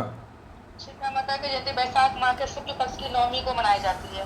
हाँ, तो कह रहे हैं सीता माता की जयंती जो है ना कब मनाई जाती है, तो ये मनाता है वैशाख माह के शुक्ल पक्ष की नवमी मनाया जाता है। ठीक है, यहाँ पे ना जो हनुमान ये होता है रामनवमी वो अलग होता है, लेकिन सीता माता की जयंती ना बहुत अलग, वो अलग होता है। ठीक है, इसलिए इसमें ना ये क्वेश्चन बहुत ज़्यादा मतलब उसमें अथी था, मतलब ज़्यादा चर्चा में था, बहुत लोग ये क्वेश्चन गलत करके आए थे। तो कह रहा है ना कि सीता माता की जयंती जो है ना कब मनाई जाती है, तो वैशाख माह के शुक्ल पक्ष की नवमी मनाया जाता है। तो कह रहा है कि सीता माता की जयंती वैशाख माह के शुक्ल पक्ष की नवमी मनाया जाता है, और हिंदू कैलेंडर के अनुसार सभी महीनों के नाम चैत, वैशाख, जेठ, आषाढ़, सावन, भाद्र मतलब जिसको भादो बोलते हैं, आश्विन, कार्तिक, माघ शीष मतलब अगहन, पौष, माघ, फाल्गुन है। और चैत माह से हिंदू नववर्ष की शुरुआत होती है। तो क्वेश्चन पूछेगा कि हिंदू नववर्ष की शुरुआत जो होता है वो किस माह से होता है, तो क्या होगा बताइए? चैत्र माह से हिंदू नववर्ष की शुरुआत होती हाँ, चैत माह से होता है। चलिए, और हिंदू माह का अंतिम महीना कौन होता है बताइए, तो क्या होगा? फाल्गुन होता है। क्या होता है? फाल्गुन होता है। चलिए क्वेश्चन नंबर 20 पे कह रहा है कि सर्वाधिक ऊंचाई पे स्थित बादल क्या कहलाता है, बताइए? पच्छाद बादल कहलाता है। किसको कहेंगे, क्या कहेंगे? पच्छाद बादल कहेंगे। तो कह रहा है कि सर्वाधिक ऊंचाई पे स्थित जो बादल है क्या कहलाता है? पच्छाद बादल कहलाता है। तो कह रहा है सर्वाधिक ऊंचाई पे स्थित बादल पच्छाद बादल कहलाता है। आप बादलों का वर्गीकरण के बारे में कह रहा है कि औसत ऊंचाई के आधार पर बादलों को 3 प्रमुख वर्गों तथा 10 वर्गों में बांटा जाता है। उच्च बादल बोलेगा तो ऊंचाई कितना से कितना मीटर होता है, बताइए? उच्च बादल का बोलेगा तो 6000 से 20,000 मीटर तक होता है। आगे कह रहा है कि पच्छाद बादल क्या होता है, तो कह रहा है कि ये आसमान में सबसे अधिक ऊंचाई पे सफ़ेद रेशम की भांति कोमल बिखरे बादल होते हैं। ये हिमकणों से बने होते हैं, इसलिए इनमें वर्षा नहीं होती है। और चक्रवात के आगमन के क्रम में सबसे पहले ही मेघ दिखाई पड़ते हैं, इसलिए ये मेघ चक्रवात के आगमन के सूचक होते हैं। आगे कह रहा है पच्छाद स्तरीय मेघ, पच्छाद स्तरीय बादल बोल रहा है, ये जो है ना बृहद क्षेत्र में दूधिया चादर की भांति फैले रहते हैं। जो पच्छाद स्तरीय बादल होता है वे बृहद क्षेत्र में दूधिया चादर की भांति फैले रहते हैं, और इनके आगमन पर सूर्य और चंद्रमा के चारों ओर प्रभाव मंडल मतलब हैलो बन जाता है। और चक्रवात के आगमन के क्रम में पच्छाद मेघों का तत्काल बाद यही बादल दिखाई पड़ते हैं। आगे कह रहा है कि पच्छाद कपासी बादल, ये क्या होता है, तो कह रहा है ये सफ़ेद रंग के छोटे छोटे गोलों की भांति दिखाई पड़ते हैं तथा प्रायः समूह में यह लहरनुमा रूप में दिखाई पड़ते हैं। नेक्स्ट कह रहा है कि मध बादल, मध बादल क्या होता है, इसकी ऊंचाई कितनी होती है बताइए। मध बादल का बोलेगा तो 6,000 मीटर। 2500 से 6,000 मीटर तक होता है। और इसमें जो है ना नेक्स्ट है उच्च स्तरीय बादल, कह रहा है ये भूरी अथवा नीले रंग के लगातार चादर की भांति फैले छोटे स्तरों के बादल वाले होते हैं, स्तरों वाले बादल होते हैं। इनके छाए रहने से सूर्य का प्रकाश धुंधला व अस्पष्ट दिखाई देता है, और इनसे विशिष्ट क्षेत्रों पर लगातार वर्षा होती है। किससे? उच्च स्तरीय बादल से। आगे कह रहा है कि उच्च कपासी बादल, ये क्या होता है, तो कह रहा है कि ये सफ़ेद एवं भूरी रंग के पतले गोलाकार धब्बों की रहित दिखाई देते हैं, और संपूर्ण आकाश में ये महीन चादर के रूप में बिखरे होते हैं। आगे कह रहा है निम्न बादल, इसकी ऊंचाई कितनी होती है, 2500 मीटर तक होती है। ठीक है, और इसमें नेक्स्ट है क्या है, तो निम्न स्तर में ना स्तरीय बादल आता है। इसमें कह रहा है कि ये धरातल के निकट कोहरे के समान बादल होते हैं स्तरीय बादल, इनमें कई परतें पाई जाती है। समानता ये आकाश में पूरी तरह छाए रहते हैं, और शीतोष्ण कटिबंधीय क्षेत्रों में शीत ऋतु में दो विपरीत स्वभाव वाली वायुराशियों में मिलने से प्रायः इनका निर्माण होता है। आगे कह रहा है कि स्तरीय कपासी बादल, ये क्या होता है, तो कह रहा है ये हल्के भूरे या सफ़ेद रंग के गोलाकार धब्बों के रूप में मिलते हैं तथा ये जाड़े के मौसम में प्रायः संपूर्ण आसमान को ढक लेते हैं। ठीक है, तो कह रहा है कि स्तरीय कपासी बादल ये हल्के भूरे या सफ़ेद रंग के गोलाकार धब्बों के रूप में मिलते हैं तथा ये जाड़े के मौसम में प्रायः संपूर्ण आसमान को ढक लेते हैं। आगे कह रहा है ये समानता जो है ना साफ मौसम का क्या होता है, सूचक होता है। कौन? स्तरीय कपासी बादल। आगे कह रहा है कपासी बादल क्या होता है, तो कह रहा है इनका आकार गुम्बदाकार फूलगोभी की भांति होता है। जो कपासी बादल होता है ये आकार में गुम्बदाकार और फूलगोभी की भांति होता है। इसका आधार क्षेत्र समतल पाया जाता है, और ये प्रायः साफ मौसम में सूचना देते हैं। साफ मौसम का सूचना कौन देता है, तो कौन सा बादल, तो कपासी बादल देता है। आगे कह रहा है कपासी वर्षा बादल, ये क्या होता है, तो कह रहा है अत्यधिक गहरे काले एवं सघन बादल होते हैं, और नीचे से ऊपर की ओर विशाल मीनार की भांति उठे रहते हैं। कौन? कपासी वर्षा बादल, और इसकी ऊंचाई 7500 मीटर होती है, और ये बादल से भारी वर्षा, ओला, तड़ित, झंझा आदि उत्पन्न होते हैं। तो कपासी वर्षा बादल से क्या होता है, भारी वर्षा होता है, ओला, तड़ित, झंझा आदि उत्पन्न होता है। और शीतोष्ण उष्णकटिबंधीय चक्रवातों में शीत बटारों के सहारे मुख्यतः इन्हीं बादलों से वर्षा होती है। आगे कह रहा है कि वर्षा स्तरीय बादल, ये धरातल से कम ऊंचाई पे स्थित घने काले व विस्तृत बादल हैं। ये बादल वायुमंडल में आर्द्रता को बढ़ा देता है, जिसके परिणाम स्वरूप शीघ्र वर्षा होने लगती है। आगे कह रहा है शीतोष्ण कटिबंधीय चक्रवातों में उष्ण बटारों के सहारे इन्हीं बादलों से वर्षा होती है। चलिए क्वेश्चन हमारा 21 पे कह रहा है कि किस ग्रह को नीला ग्रह कहा जाता है, बताइए। नेपच्यून, वरुण को जो है नीला। हाँ, नेपच्यून को जो है इसको हिंदी में वरुण बोलते हैं। नेपच्यून को जो है नीला ग्रह कहा जाता है, याद रखिएगा। ठीक है, हाँ, वरुण ग्रह पर मौजूद मीथेन गैस द्वारा लाल प्रकाश के अवशोषण के कारण वरुण को नीला ग्रह कहा जाता है। ठीक है, याद रखिएगा। तो वरुण ग्रह पर मौजूद मीथेन गैस द्वारा लाल प्रकाश के अवशोषण के कारण वरुण को नीला ग्रह कहा जाता है, और यह सौरमंडल का सर्वाधिक ठंडा ग्रह होता है। कौन? तो वरुण होता है। आगे कह रहा है इसका वायुमंडल अति घना होता है, इसमें हाइड्रोजन, हीलियम, मीथेन और अमोनिया विद्यमान होता है। इसके प्रमुख उपग्रह ट्रिटोन और नेरीड है। नेपच्यून के जो उपग्रह है ना कौन कौन है बताइए, तो ट्रिटोन है और क्या है, तो नेरीड है। और आगे कह रहा है शुक्र मतलब वीनस को सांझ तारा और भोर का तारा पृथ्वी की जुड़वा बहन कहा जाता है। बताइएगा शुक्र को जो है ना बताइएगा कि सांझ का तारा और भोर का तारा पृथ्वी की जुड़वा बहन किसे कहते हैं, शुक्र को कहते हैं। शुक्र को याद रखिए, हाँ, जिसको इंग्लिश में क्या कहेंगे, वीनस कहेंगे। आगे कह रहा कि पृथ्वी को जल की उपस्थिति कारण नीला ग्रह कहते हैं। अब मार्स किसे कहेंगे, इंग्लिश में मार्स कहते हैं, मंगल कहते हैं। ठीक है, हिंदी में मंगल कहते हैं, इंग्लिश में मार्स कहते हैं। अब मंगल की सतह पर लाल फेरस ऑक्साइड की उपलब्धता के कारण होने के कारण इसे लाल ग्रह कहते हैं। और शनि को इंग्लिश में क्या कहेंगे, तो सैटर्न कहेंगे। क्या कहेंगे, सैटर्न। शनि को गैसों का गोला एवं गैलेक्सी समान ग्रह कहा जाता है। तो बताइएगा गैसों का गोला एवं गैलेक्सी समान ग्रह किसे कहते हैं? तो शनि को कहते हैं। किसको कहते हैं? शनि को। सभी को पाया। और उनको इंग्लिश में क्या कहेंगे? यूरेनस कहेंगे। क्या कहेंगे? यूरेनस कहेंगे। इसको लेटा हुआ ग्रह या हरा ग्रह कहा जाता है। तो लेटा हुआ ग्रह या हरा ग्रह किसे कहते हैं? तो अरुण को बोलते हैं। इसको इंग्लिश में क्या कहते हैं? यूरेनस कहते हैं। ठीक है, यूरेनस। कह रहा है 22 नंबर क्वेश्चन है, कह रहा है किसने गति के नियमों का प्रतिपादन किया था? बताइए क्या होगा? Isaac Newton. आइजैक न्यूटन ने किया था। सॉरी आइजैक न्यूटन ने किया था। हाँ सही, आइजैक न्यूटन ने किया था। सही है। तो कह रहा है ना कि किसने गति के नियमों का प्रतिपादन किया था? न्यूटन किया था। तो कह रहा है कि गति के नियमों का प्रतिपादन आइजैक न्यूटन ने, मतलब भौतिकी के पिता ने किया था। और आइजैक न्यूटन ने 1684 में अपनी पुस्तक द प्रिंसिपिया मैथमेटिक में गति के नियमों का प्रतिपादन किया था। तो क्वेश्चन पूछेगा कि आइजैक न्यूटन ने 1684 में अपनी पुस्तक जो है ना, कौन सा पुस्तक में गति के नियमों का प्रतिपादन किया था? क्या होगा? द प्रिंसिपिया मैथमेटिक में किया था। और इन्होंने गति के 3 नियमों को प्रतिपादन किया था जो निम्न है। पहला, प्रथम नियम के बारे में कह रहा है, कोई वस्तु विराम की अवस्था में है या तो वह विराम की अवस्था में ही रहेगी, और यदि वह एक समान गति से किसी सीधी रेखा में चल रही है तो वैसे ही चलती रहेगी जब तक कि उस पर कोई बाहरी बल लगाकर उसकी अवस्था में परिवर्तन ना किया जाए। नेक्स्ट पॉइंट कह रहा है कि वस्तुओं की प्रारंभिक अवस्था में स्वतः परिवर्तन नहीं होने की प्रवृत्ति को जड़त्व कहते हैं, इसलिए न्यूटन के प्रथम नियम को जड़त्व का नियम कहा जाता है। आगे कह रहा है किसी भी वस्तु का जड़त्व उसका प्राकृतिक गुण है जो उसकी विराम या गति की अवस्था में परिवर्तन का विरोध करता है। इस प्रकार किसी वस्तु का द्रव्यमान उसके जड़त्व की माप है। आगे देखिए, कह रहा है कि प्रथम नियम से हमें बल की परिभाषा मिलती है। ठीक है, जैसे उदाहरण में क्या है, प्रथम न्यूटन का जो प्रथम नियम है, जैसे कह रहा है कि पेड़ की टहनियाँ को हिलाने से उससे जो है ना फल टूटकर नीचे गिर पड़ते हैं। ये कौन सा नियम है बताइए? तो न्यूटन का क्या है? प्रथम नियम है।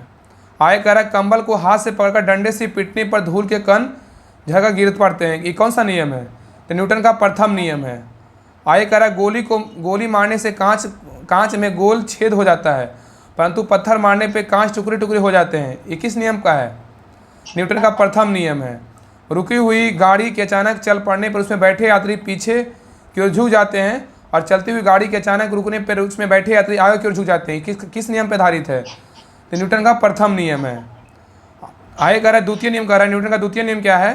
तो किसी वस्तु पर आरोपित बल उस वस्तु के द्रव्यमान तथा बल की दिशा उत्पन्न के त्वरण के गुणनफल के बराबर होता है। तो कह रहा है किसी वस्तु पर आरोपित बल उस वस्तु के द्रव्यमान तथा बल की दिशा में उत्पन्न त्वरण के गुणनफल के बराबर होता है। और गति के द्वितीय नियम में से जो है ना बल का क्या मिलता है? बल का व्यंजक प्राप्त होता है, याद रखिएगा। तो गति के द्वितीय नियम से बल का व्यंजक प्राप्त होता है। आगे कह रहा है जिसे यह बराबर क्या है? m×a। कह रहा है कि वस्तु के संवेग में परिवर्तन की दर उस आरोपित बल के अनुक्रमानुपाती होती है।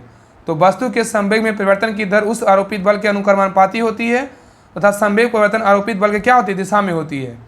आगे देखिए कह रहा है दूसरा नियम कह रहा है, उदाहरण दिया हुआ है, कह रहा है क्रिकेट खिलाड़ी से तेजी से आती हुई गेंद को कैच करते समय अपनी हाथों को गेंद के बेग की दिशा में गतिमान कर लेता है ताकि चोट कम लगे। ये किस नियम का है? न्यूटन का द्वितीय नियम है। ठीक है, न्यूटन का द्वितीय नियम है। ठीक है, याद रखिएगा। आगे कह रहा है कि समान वेग से आती हुई क्रिकेट गेंद एवं टेनिस गेंद में से टेनिस गेंद को कैच करना आसान होता है। किस नियम के कारण बताइए? तो न्यूटन का द्वितीय नियम है। ठीक है। आगे कह रहा है कि गड्ढा या मिट्टी के फर्श पर गिरने पर सीमेंट से बने फर्श पर गिरने की तुलना में कम चोट लगता है। क्या किसका कारण है? तो न्यूटन का दूसरा नियम है। ठीक है।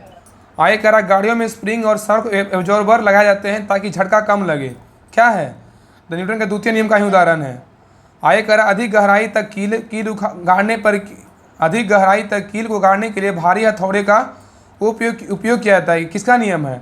गति का दूसरा नियम है। न्यूटन गति का दूसरा नियम है। आगे कह रहा है तीसरा नियम क्या होता है? तो कह रहा है इस नियम के अनुसार प्रत्येक क्रिया के बराबर विपरीत प्रतिक्रिया होती है। ठीक है। तो तृतीय नियम बोलता है ना कि यह नियम के अनुसार प्रत्येक क्रिया के बराबर क्या होता है? विपरीत दिशा में प्रतिक्रिया होता है। जब एक वस्तु दूसरी वस्तु पर बल लगाती है तो दूसरी वस्तु द्वारा भी पहली वस्तु पर तात्क्षणिक बल लगाया जाता है, और ये दोनों बल परिमाण में सदैव समान लेकिन दिशा में क्या होती है? विपरीत होती है। और इस नियम की क्रिया प्रतिक्रिया भी कहते हैं। तो तृतीय नियम को, न्यूटन के तृतीय नियम को क्या कहते हैं? एक्शन रिएक्शन या क्रिया प्रतिक्रिया नियम कहते हैं। ठीक है। जैसे उदाहरण में है कि बंदूक से गोली छोड़ते समय पीछे की ओर झटका लगना। किसका नियम है? तो न्यूटन के तृतीय नियम है। इसी को क्रिया प्रतिक्रिया नियम कहते हैं। और आगे कह रहा है कि नाव के किनारे पर जमीन पर कूदने पर नाव को पीछे की ओर हटना किसका नियम है? न्यूटन का तृतीय नियम है। ऊंचाई से कूदने पे चोट लगना किसका नियम है? तो न्यूटन का तृतीय नियम है। रॉकेट का आगे बढ़ना किसका नियम है? न्यूटन का तृतीय नियम है। और कुआं से पानी खींचते समय रस्सी टूट जाने पे व्यक्ति का पीछे गिर जाना किसका नियम है? न्यूटन का तृतीय नियम है। और नाव खेने के लिए बांस को पीछे खींचना किसका नियम है? तो न्यूटन का तृतीय नियम है। चलिए क्वेश्चन नंबर 23 पे करा, प्रकाश संश्लेषण में आवश्यक है, क्या आवश्यक है बताइए? तो याद रखिएगा ना कि प्रकाश संश्लेषण में आवश्यक जो है ना क्या है? तो क्लोरोफिल है। क्या है? क्लोरोफिल है। ठीक है, याद रखिएगा। तो प्रकाश संश्लेषण में आवश्यक क्या है? तो क्लोरोफिल है। क्या है? क्लोरोफिल। आगे कह रहा है कि प्रकाश संश्लेषण हेतु क्लोरोफिल आवश्यक है। और प्रकाश संश्लेषण के बारे में बोल रहा है फोटोसिंथेसिस। कह रहा है कि पौधे के हरे भाग सौर ऊर्जा को ग्रहण कर वायुमंडल से ली गई कार्बन डाइऑक्साइड तथा भूमि से अवशोषित जल के द्वारा कार्बोहाइड्रेट का निर्माण करते हैं। तो कह रहा है कि पौधे के हरे भाग सौर ऊर्जा को ग्रहण कर वायुमंडल से ली गई कार्बन डाइऑक्साइड तथा भूमि से अवशोषित जल के द्वारा कार्बोहाइड्रेट का निर्माण करते हैं। इस प्रक्रिया में ऑक्सीजन जल सहायक उत्पाद प्रोडक्ट के रूप में निष्कासित होते हैं। आगे कह रहा है कि पौधे में होने वाली यह क्रिया हरित लवक या पर्णहरित की उपस्थिति में संपन्न होती है। देखिए इसका स्ट्रक्चर दिया हुआ है। आगे देखिए कह रहा है कि पर्णहरित, कह रहा है कि पर्णहरित वर्णक मुक्तः हरित लवक नामक पादप कोशिकांग में पाया जाता है। ठीक है, याद रखिएगा। तो पर्णहरित जो है ना लवक, पर्णहरित वर्णक मुक्तः हरित लवक नामक पादप कोशिकांग में पाया जाता है। और पौधे की जिन कोशिकाओं में पर्णहरित उपस्थित होता है केवल वही प्रकाश संश्लेषण क्रिया पर कर पाती है। तो कह रहा है कि पौधे जिन कोशिकाओं में पर्णहरित उपस्थित होता है केवल वही प्रकाश संश्लेषण क्रिया कर पाती है। और पौधे में पर्णहरित प्रायः हरी पत्तियों में पाया जाता है। इस कारण पत्तियों को पौधे प्रकाश संश्लेषी अंग कहा जाता है। आगे कह रहा है कि पर्णहरित के केंद्र में मैग्नीशियम पाया जाता है। ठीक है, तो पर्णहरित के केंद्र में क्या पाया जाता है? मैग्नीशियम पाया जाता है। आगे कह रहा है कि प्रकाश संश्लेषण एवं एक जटिल अभिक्रिया है। प्रकाश संश्लेषण जो एक जटिल अभिक्रिया है जो 2 चरणों में क्या होती है? संपन्न होती है। पहला चरण क्या है? प्रकाश अभिक्रिया है। इसके बारे में कह रहा है लाइट रिएक्शन। कह रहा है यह अभिक्रिया प्रकाश की उपस्थिति में हरित लवक के ग्रेना वाले भाग में होता है। और इस अभिक्रिया की खोज हील नामक वैज्ञानिक ने किया था और इसी कारण इसे हील अभिक्रिया कहते हैं। ठीक है, प्रकाश अभिक्रिया को जो है ना हील अभिक्रिया भी कहा जाता है क्योंकि इसका खोज जो है ना हील नामक वैज्ञानिक ने किया था। आगे कह रहा है प्रकाश संश्लेषण के प्रकाश अभिक्रिया में NADPH2 एवं ATP का निर्माण होता है। NADPH2 तथा ATP का प्रयोग प्रकाश संश्लेषण की दूसरी अवस्था या अप्रकाशीय अभिक्रिया डार्क रिएक्शन में होता है। नेक्स्ट कह रहा है कि अप्रकाशीय अभिक्रिया डार्क रिएक्शन। कह रहा है इसे अप्रकाशिक अभिक्रिया इसलिए नहीं कहते हैं क्योंकि यह अंधेरे प्रकाश की अनुमति में होता है, बल्कि इसलिए कहते हैं कि इस अभिक्रिया में हेतु प्रकाश की जरूरत नहीं होती है। आगे कह रहा है इस अभिक्रिया में हरित लवक के स्ट्रोमा वाले भाग में प्रकाश अभिक्रिया में बने NADPH2 मतलब निकोटिनमाइड एड्यूक्निन डिक्लोटाइड फॉस्फेट तथा ATP की सहायता से संपन्न होता है। ठीक है, तो याद रखिएगा कि यह अभिक्रिया हरित लवक के स्ट्रोमा वाले भाग में प्रकाश अभिक्रिया में बने NADPH जो है ना तथा ATP की सहायता से संपन्न होता है। आगे कह रहा है इस अभिक्रिया का पूर्ण एवं विस्तृत अध्ययन मेल्विन केल्विन नामक वैज्ञानिक ने किया था। तो इस अभिक्रिया का पूर्ण एवं विस्तृत अध्ययन जो है ना मेल्विन केल्विन वैज्ञानिक ने किया था। और शैवाल मतलब एल्गी, हाइड्रीला मतलब कह रहा है शैवाल मतलब एल्गी, हाइड्रीला जो प्रायः जल में मिलते हैं और पूरा शरीर जो है ना प्रकाश संश्लेषी होता है। चलिए क्वेश्चन नंबर 24 पे कह रहा है कि प्राकृतिक सफाई कर्मी किसे कहा जाता है बताइए? अपघटक को जो है ना प्राकृतिक सफाई कर्मी कहते हैं। तो अपघटक को प्राकृतिक सफाई कर्मी कहा जाता है। अपघटक पौधे तथा उपभोक्ता के मृत शरीर से अपना भोजन प्राप्त करने के साथ साथ जटिल कार्बनिक यौगिक के साधारण जो है ना साधारण यौगिक में अपघटित करते हैं। इस कारण इसे प्राकृतिक सफाई कर्मी कहा जाता है। आयकर अपघटक वर्ग के अंतर्गत मुख्यतः जीवाणु व कवक आते हैं। अपघटक वर्ग के अंदर कौन कौन आते हैं? तो मुख्यतः जीवाणु और क्या होता है? कवक आते हैं। आयकर उत्पादक के बारे में करें इसके अंतर्गत पेड़ पौधे, हरे पेड़ पौधे, कुछ खास जीवाणु शैवाल आते हैं जो सूर्य के प्रकाश की उपस्थिति में सरल अजैविक पदार्थों से अपना भोजन बना सकते हैं। ऐसे जीव एवं पौधे स्वपोषी अथवा प्राथमिक उत्पादक कहलाते हैं। आयकर स्थलीय पारिस्थितिकी तंत्र में उत्पादक प्रायः जड़ युक्त पौधे, शाक, झाड़ी, वृक्ष, जबकि गहरे जलीय पारिस्थितिकी तंत्र में पादप, प्लवक, फाइटोप्लैंक्टन नामक प्लवक पौधे प्रमुख उत्पादक होते हैं। आय कह रहा उपभोक्ता, उपभोक्ता क्या है तो कह रहा प्राथमिक उपभोक्ता वह उपभोक्ता जो अपने भोजन के लिए पौधे पर निर्भर रहते हैं। और प्राथमिक उपभोक्ता शाक भक्षी कहलाते हैं। जैसे प्राथमिक उपभोक्ता कौन कौन है बताइए तो? प्राथमिक उपभोक्ता में कौन कौन आता है? बकरी आता है, खरगोश आता है, ऊँट आता है, ये सब क्या है? प्राथमिक उपभोक्ता है। ठीक है। आयकर जो मतलब घास वगैरह खाता है। आयकर द्वितीय उपभोक्ता क्या है? यह उपभोक्ता जो पोषण के लिए शाकभाजी प्राणियों का निर्भर रहते हैं, जैसे सांप, भेड़िया आदि, ये सब क्या है? द्वितीय उपभोक्ता है। ठीक है। आयकर तृतीय उपभोक्ता क्या है तो कह रहा है वे उपभोक्ता जो प्राथमिक एवं द्वितीय उपभोक्ता को आप आहार बनाते हैं, जैसे बाज, शेर, बाघ, ये सब क्या है? तो तृतीय उपभोक्ता है। ठीक है। एक इसमें कह रहा है पारिस्थितिकी तंत्र के घटक कौन कौन है? इसमें दो घटक होता है, एक होता है जैविक घटक, एक होता है अजैविक घटक होता है। तो जैविक में ना 3 होता है। क्या क्या होता है? उत्पादक होता है, उपभोक्ता होता है, अपघटक होता है। और अजैविक में ना 3 होता है। इसमें क्या क्या होता है? भौतिक कारक, अकार्बनिक कारक और कार्बनिक कारक होता है। और भौतिक कारक में क्या क्या होता है? तापमान होता है, आर्द्रता होता है, प्रकाश होता है, वायुमंडलीय दाब और आदि होता है। ठीक है। और कार्बनिक कारक में क्या होता है? जल होता है, वायुमंडलीय होता है, वायुमंडलीय गैस और मिट्टी खनिज होता है। अकार्बनिक कारक है। अकार्बनिक कारक बोलेगा तो क्या क्या होता है? प्रोटीन होता है, कार्बोहाइड्रेट और क्या होता है? वसा होता है। चलिए क्वेश्चन नंबर 25 पे कर रहा है पंचायती राज व्यवस्था किस संविधान संशोधन से संबंधित है? बताइए क्या होगा? 73वां संविधान संशोधन से संबंधित है, याद रखिएगा। ठीक है। तो कह रहा है पंचायती राज व्यवस्था किस संविधान संशोधन से संबंधित है? तो 73वां संविधान संशोधन संबंधित है। तो कह रहा है कि 73वां संविधान संशोधन अधिनियम 1992 में पारित हुआ था और 73वां संविधान संशोधन अधिनियम ने पंचायती राज संस्थाओं को संवैधानिक दर्जा प्रदान किया। और इस अधिनियम ने संविधान के एक नया भाग 9 सम्मिलित किया और इसे पंचायत नाम दिया।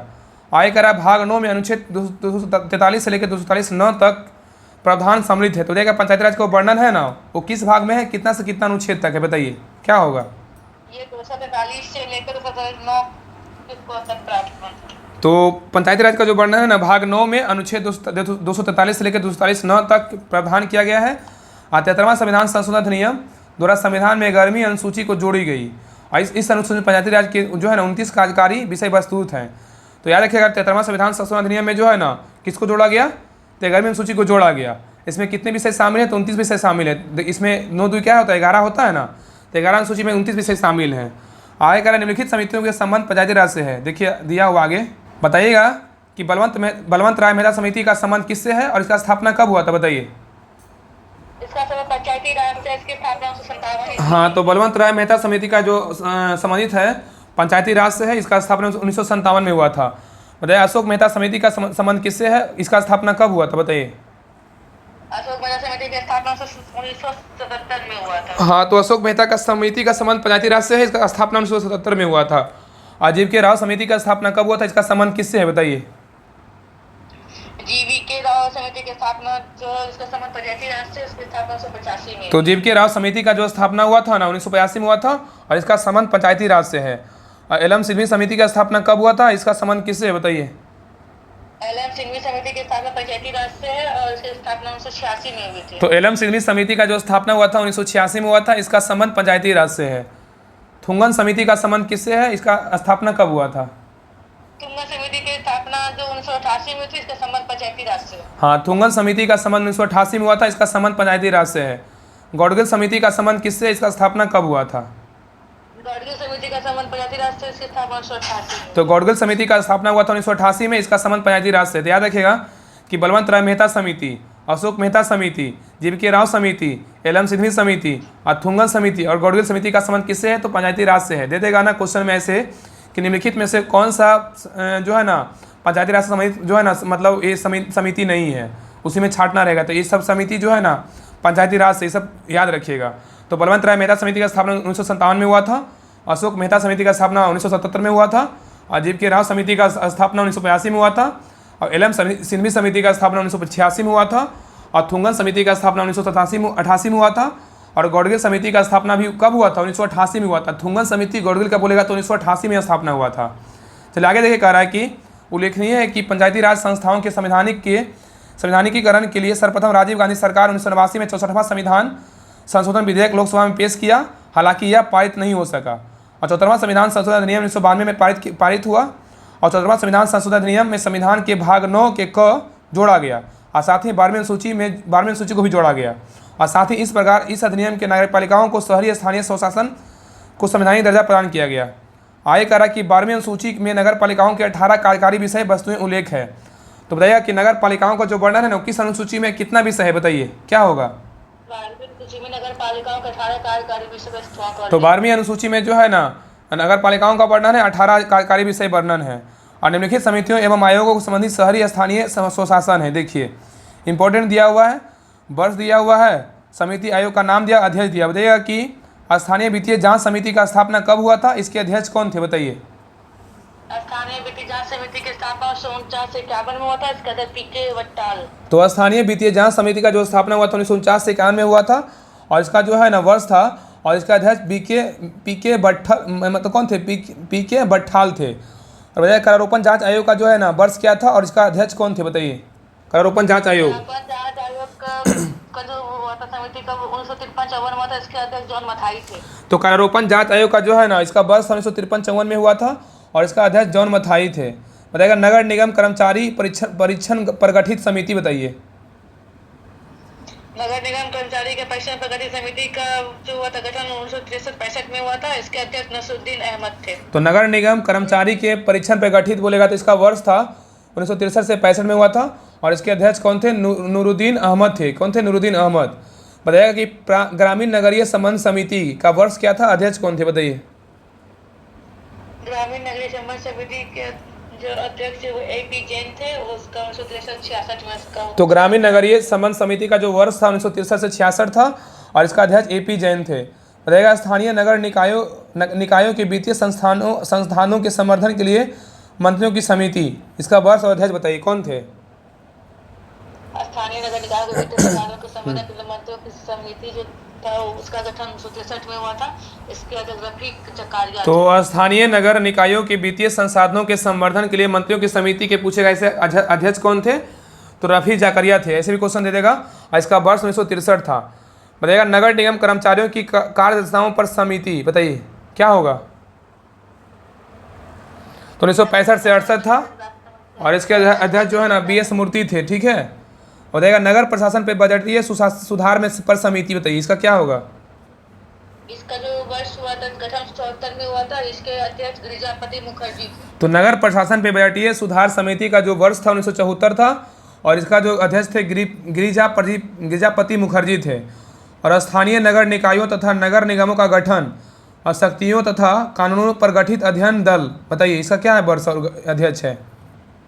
स्थानीय नगर निकायों तो नगर निगमों के गठन शक्तियों तथा कानूनों पर गठित अध्ययन दल का जो गठन हुआ था 1982 में हुआ था, इसके अध्यक्ष KN सहाय थे।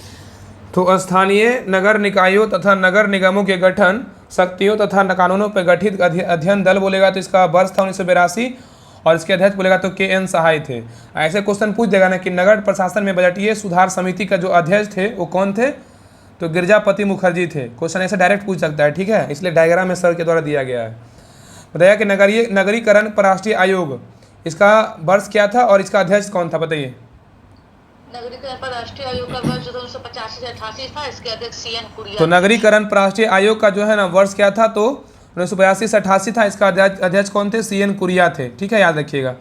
आगे देखिए उल्लेखनीय है कि 1989 में राजीव गांधी सरकार ने लोकसभा में 65वां संविधान संशोधन विधेयक पेश कर शहरी स्थानीय स्वशासन को संवैधानिक दर्जा प्रदान करने का प्रयास किया था, और हालांकि विधेयक राज्यसभा में पारित नहीं हुआ और निरस्त हो गया, ठीक है। चलिए आज के रहने दिए, यहीं तक 1 घंटा क्लास हो गया। अगला क्लास में जो है ना 26 नंबर क्वेश्चन से पढ़ेंगे, ठीक है, रहने दीजिए।